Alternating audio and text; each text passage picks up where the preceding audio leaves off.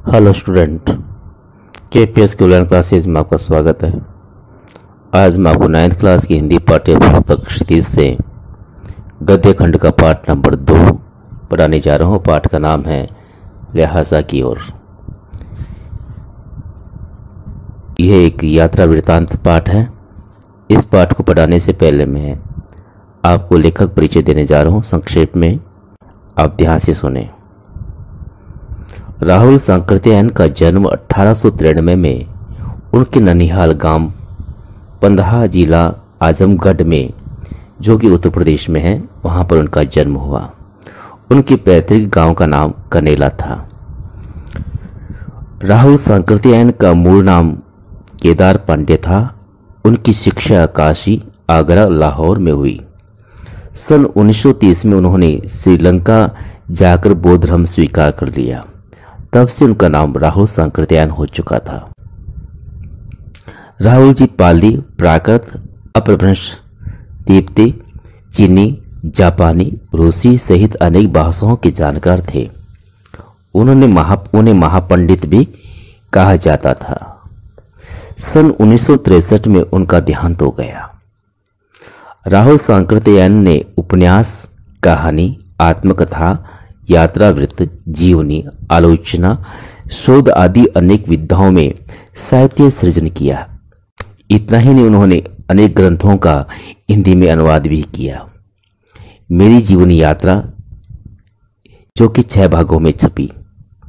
दर्शन दिग्दर्शन, 22वीं सदी, वोलगा से गंगा, भागो ने दुनिया को बदलो, दिमागी गुलामी, घुमकर शास्त्र उनकी मुख्य कृतियों के नाम हैं।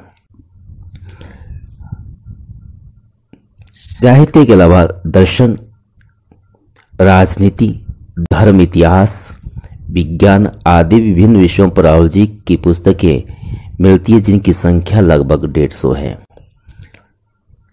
और राहुल जी ने बहुत सी लुप्त प्राय सामग्री का उद्धार भी किया। यात्रावृत्त लेखन में राहुल जी का स्थान कोई ले नहीं सकता। आज जो हम पाठ पढ़ने जा रहे हैं, ये राहुल जी का यात्रा वृत्तांत पाठ है। संकलित अंश राहुल जी की तिब्बत यात्रा से लिया गया है, जो उन्होंने सन 1929-30 के मध्य में नेपाल के रास्ते से की थी। उस समय भारतीयों को तिब्बत यात्रा की अनुमति नहीं थी, इसलिए उन्हें यह यात्रा एक भिखमंगे के छद्म वेश में करनी थी।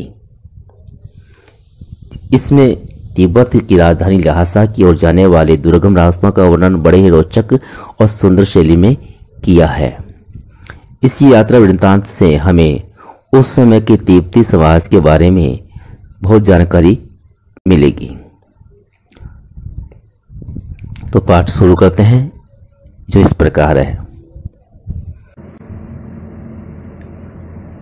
लेखक अपनी तिब्बत यात्रा का वर्णन करता है। लेखक नेपाल से तिब्बत जाने वाले मुख्य मार्ग से ल्हासा जा रहा है। पाठ ध्यान से सुने। वह नेपाल से तिब्बत जाने का मुख्य रास्ता है।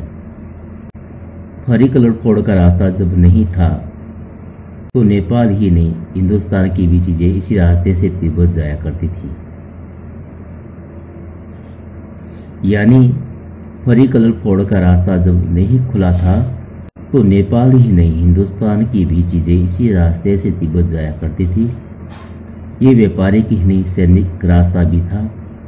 इसलिए जगह जगह फौजी छावनियां और चौकियां और किले बने हुए हैं, जिनमें कभी चीनी पलटन रहा करती थी। यानी कहने का आशय है, यहाँ जो चौकियां बनी हुई है, इनमें कभी चीनी सैनिक रहते थे। आजकल बहुत से फौजी मकान गिर चुके हैं। दुर्ग के किसी भाग में जहाँ किसानों ने अपना बसेरा बना लिया है, वहाँ पर कुछ आबाद घर दिखाई पड़ते हैं। ऐसा ही परित्यक्त एक चीनी किला मिला था। हम वहाँ चाय पीने के लिए ठहरे, मतलब लेखक वहाँ चाय पीने के लिए ठहरते हैं। तिब्बत में यात्रियों के लिए बहुत सी तकलीफें भी हैं और कुछ आराम की बातें भी हैं।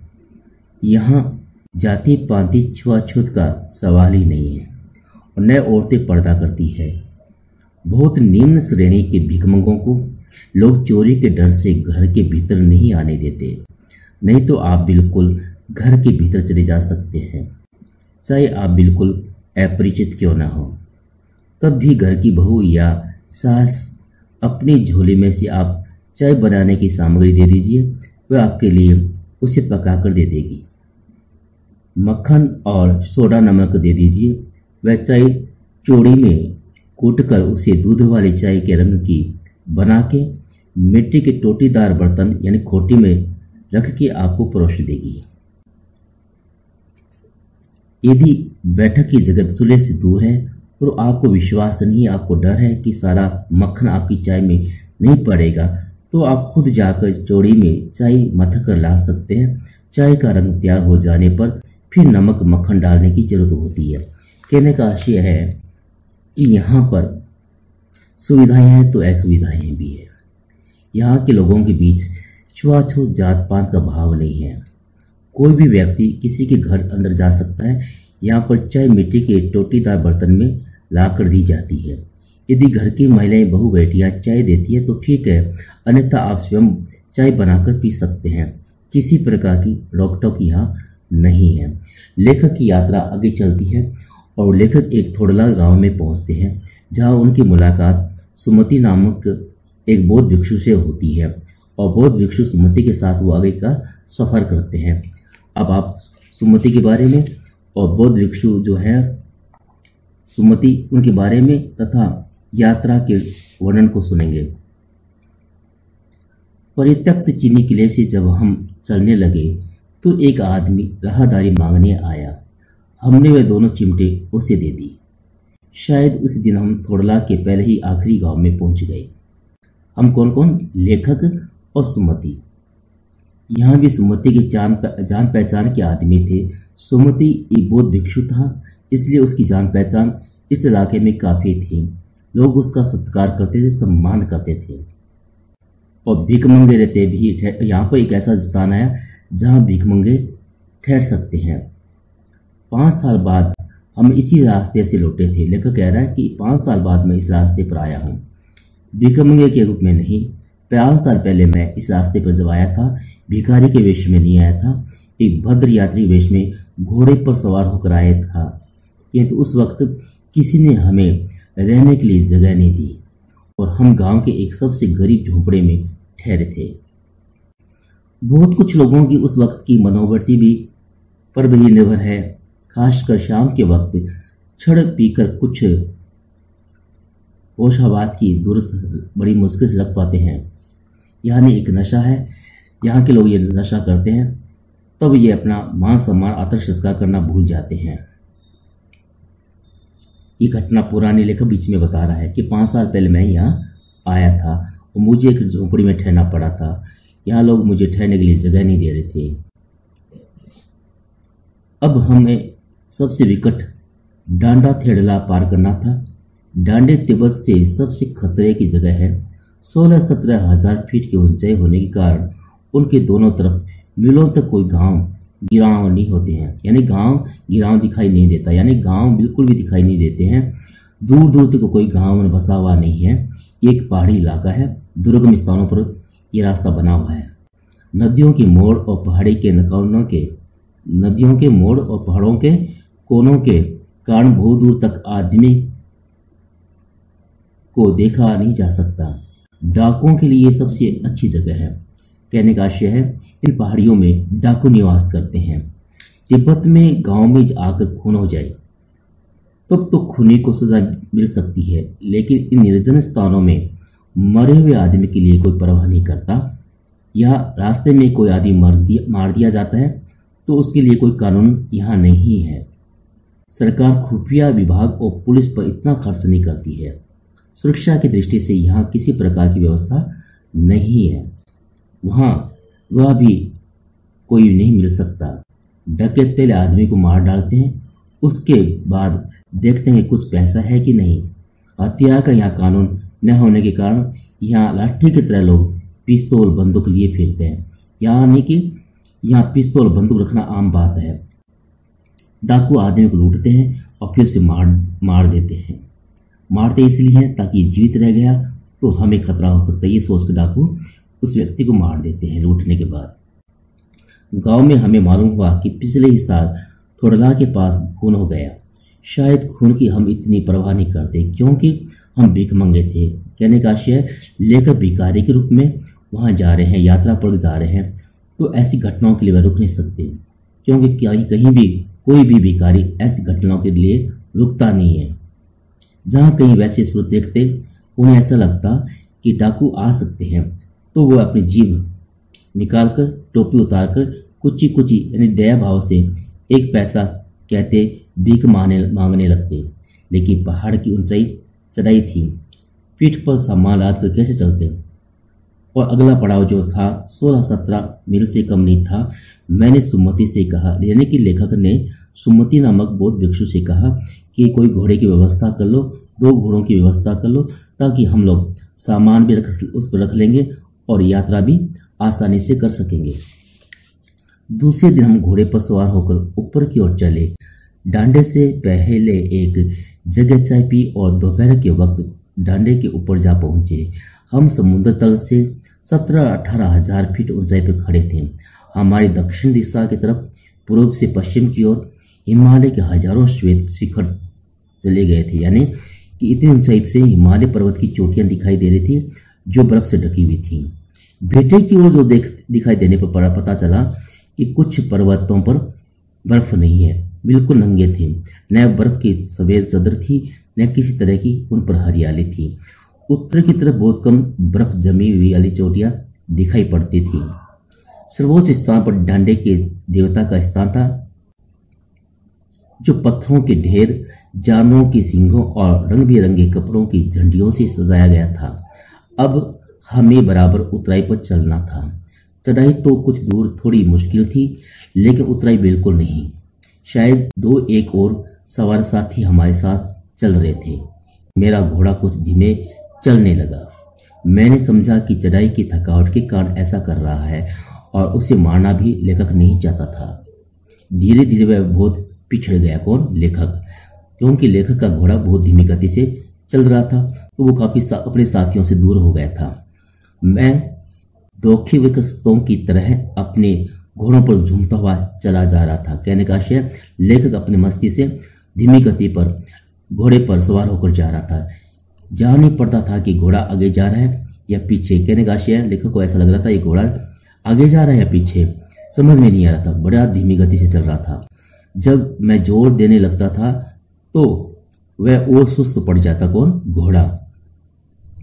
इस जगह 2 रास्ते फूट रहे थे, यानी कि लेखक ऐसी जगह पहुंच गए जहां से 2 रास्ते निकल रहे हैं। मैं बाएं का रास्ता ले 1.5 मील चल गया। लेखक कहता है मैंने बाएं का रास्ता चुन लिया और उस पर 1.5 मील चला गया। आगे एक घर में पूछने से पता चला कि लड़कोर का रास्ता दाहिने वाला था। फिर लौटकर उसी रास्ते को पकड़ा। यानी लेखक अपने साथी सुमति का रास्ता छोड़कर अन्य रास्ते पर चले गए हैं। 4-5 बजे के करीब मैं गांव में मील भर का था तो सुमति इंतजार करते हुए मिला। यानी लेखक उस गांव इस रास्ते पर वापस आ गए जिस रास्ते पर सुमति निकला हुआ था। सुमति के रास्ते पर आ गए हैं। अपने मित्र को पकड़ने के लिए, अपने मित्र का साथ पाने के लिए दूसरा रास्ता, सही रास्ता उन्होंने वापस चुना और जाकर देखा तो सुमति उनका इंतजार करते हुए उन्हें मिले। सुमति है वो मंगोल जाति के हैं। तो लेखक क्या कहते हैं सुने। मंगोलों का मुंह है वैसे ही लाल होता है और अब तो वह पूरे गुस्से में थे। कौन? सुमति। क्योंकि लेखक उनसे दूर हो गए थे। उन्होंने कहा मैंने 2 टोकरी कंटे भूंग डाले, 3-4 बार चाय को गर्म किया। मैंने बहुत नरमी से जवाब दिया। किसने? लेखक ने। लेकिन मेरा कसूर नहीं है मित्र, देख नहीं रहे हो कैसा घोड़ा मुझे मिला है। लेखक कहना चाहता है कि मेरे पास जो घोड़ा है बड़ा सुस्त है, बड़ा धीमा चलता है, इसलिए हम भटक गए थे। मैं तो रात तक पहुंचने की उम्मीद रखता था। लेखक ऐसा सुमति से कहता है। खैर सुमति को जितनी जल्दी गुस्सा आता था उतनी ही जल्दी वह ठंडा भी हो जाता था। लड़कोर में वह एक अच्छी जगह पर ठहरे थे। यहाँ भी उनके अच्छे यजमान थे। पहले चाय सत्तू खाया, रात को गर्मा गर्म थुम्पा मिला। यजमान शब्द का अर्थ है वह व्यक्ति जो घर आए हुए अतिथियों का सत्कार करता है। और बौद्ध भिक्षु होने के नाते सुमति का सत्कार सब जगह होता था। आसपास के गांव के लोग काफी उससे परिचित थे। अब हम तिडरी विशाल मैदान में थे, जो पहाड़ों से घिरा हुआ टापू सा मालूम होता था, जिसमें दूर तक एक छोटी सी पहाड़ी मैदान के भीतर दिखाई पड़ती है। उसी पहाड़ी का नाम है तिडरी समाधि गिरी। आसपास के गांव में भी सुमति के कितने भी यजमान थे। कपड़े की पतली पतली चिरी बत्तियों के गंडे खत्म नहीं हो सकते थे, क्योंकि बोध गया से लाए हुए कपड़े के खत्म हो जाने पर किसी कपड़े से बोध गया का डंडा बना लेते थे। कहने का आशय है, यहाँ के लोग बौद्ध धर्म को मानते हैं और अपने घरों पर और रास्तों पर रंग बिरंगी झंडियाँ लगाते हैं। अगर बोध गया से लाई हुई झंडी फट जाती है तो वह अपने घर के किसी कपड़े से रंग बिरंगी झंडी लगा लेते हैं। और सुमति जो है वह अपने यजमानों के पास जाना चाहते थे। मैंने सोचा यह तो हफ्ता भर उधर ही लगा देंगे। मैंने उनसे कहा कि जिस गांव में ठहरना हो उसमें भरी गंडे बांट दो, मगर आसपास के गांव में मत जाओ, इसके लिए मैं तुम्हें लहासा पहुंचकर रुपये दे दूंगा। यानी कहने का बात आशय है कि लेखक कह रहा है कि सुमति आप मुझे छोड़कर मत जाओ, आपके जो गंडे हैं उनके पैसे मैं आपको लहसा पहुंचकर दे दूंगा। सुमति ने स्वीकार कर लिया। दूसरे दिन हमने बढ़िया ढूंढने को कोशिश की, लेकिन कोई नहीं मिला। सवेरे ही चल दिए होते तो अच्छा था, लेकिन अब 10 और 11 बजे की तेज धूप में चलना पड़ रहा था। तिब्बत की धूप भी बड़ी विचित्र होती है, कड़ी मालूम होती है। यद्यपि थोड़े से भी मोटे कपड़े से सिर को ढांक लिया जाए तो गर्मी खत्म हो जाती है। आप 2 बजे सूरज की ओर मुँह करके चल रहे हैं, ललाट धूप में जल रहा है और पीछे की कंधा तरफ बर्फ सा हो रहा है। मतलब कहने का आशय है कि यहाँ तेज धूप भी है और ठंडी हवा भी है।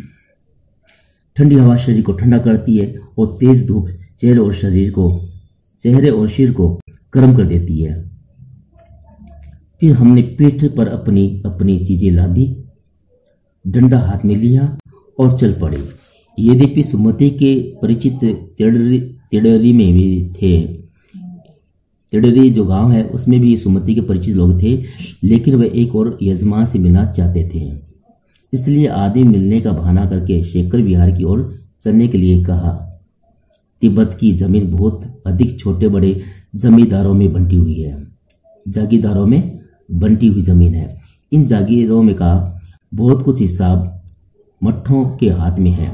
अपनी अपनी जागीर में हर एक जागीरदार कुछ खेती खुद करता है, जिसके लिए मजदूर बेगार में मिल जाते हैं। यानी यहाँ मजदूर फ्री में काम करने वाले मिल जाते हैं। खेती का इंतजाम देखने के लिए वहाँ कोई भिक्षु भेजा जाता है, जो जागीर के आदमियों के लिए किसी राजा से कम नहीं होता है। शेखर की खेती के मुखिया भिक्षु यानी नमसे बड़े भद्र पुरुष थे। वह बहुत प्रेम से मिले। हालांकि उस वक्त मेरा भेष ऐसा नहीं था कि मुझे सम्मान मिलना चाहिए था, क्योंकि मैं भिखारी के रूप में था। उन्हें कुछ भी ख्याल करना चाहिए था। यहाँ एक अच्छा मंदिर था, जिसमें कंजूर यानी कि बुद्ध धर्म के गौतम बुद्ध के वचनों का अनुवाद किया हुआ हस्तलिखित 103 पोथियों का संग्रह मिला। मेरा आसन उन किताबों के पास ही मैंने लगा लिया।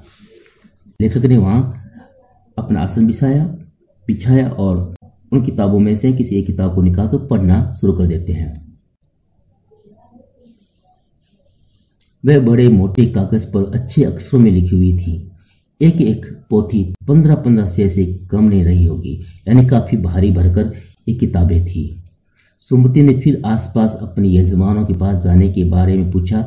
मैं अब पुस्तकों के भीतर था। यानी कहने का आशय, सुमति ने जब लेखक से पूछा कि मैं अपने यजमानों से मिलकर आ सकता हूँ, तो लेखक का ध्यान बिल्कुल भी सुमति की बात पर नहीं था, क्योंकि लेखक उन किताबों को पढ़ने में मग्न हो गए। इसलिए मैंने उन्हें जाने के लिए कह दिया। दूसरे दिन वे गए। मैंने समझा था कि 2-3 दिन बाद लौटेंगे या 2-3 दिन लगा देंगे, लेकिन वे उसी दिन दोपहर बाद चले आए। तिडरी गांव में वहां से बहुत दूर नहीं था। हमने अपना सामान पीठ पर लादा उठाया और फिर भिक्षु नमसे से विदाई लेकर चल पड़े। यानी यहाँ भिक्षु जो थे सुमति वो अपने आगे की यात्रा पर निकल गए और लेखक की यात्रा यहाँ ही समाप्त हो जाती है और लेखक स्वदेश लौट आते हैं। और इस प्रकार लेखक ने इस यात्रा में तिब्बत के रास्ते में आई हुई सभी मुश्किलों का खुलकर वर्णन किया है और साथ साथ में इन इलाकों में होने वाली घटनाओं का भी बड़े सुंदर ढंग से उल्लेख किया है। उम्मीद करता हूँ ये पाठ आपने ध्यान से सुना है। शीघ्र ही मैं इस पाठ के प्रश्न आपको भेज रहा हूँ, आप उन्हें लिखें और याद करें। धन्यवाद।